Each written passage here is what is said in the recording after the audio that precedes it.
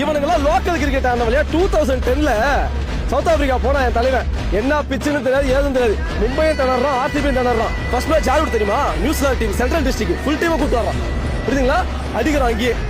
முடிச்சுட்டு அடுத்த மேட்ச் யாரு தெரியுமா? வயாபா ஜெயவர்தனே ஸ்ரீலங்கா டீம் கூட்டு வரான். இதெல்லாம் டோர்னமெண்ட் டீம், CL T20. சில தற்கூரிக்கெல்லாம் தெரியாது. அதே அடிக்கிறான்.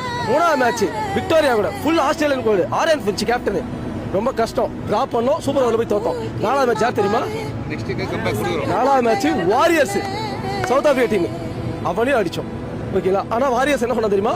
ஏமன்ல நான் தான் ஜெயிப்பிட்டு உண்மையிலே போயிட்டு டஃபான டீம் சவுத் ஆஸ்திரேலியா ஜெயிச்சு திரும்ப வந்து ஃபைனல் நிக்கிறாங்கல்ல.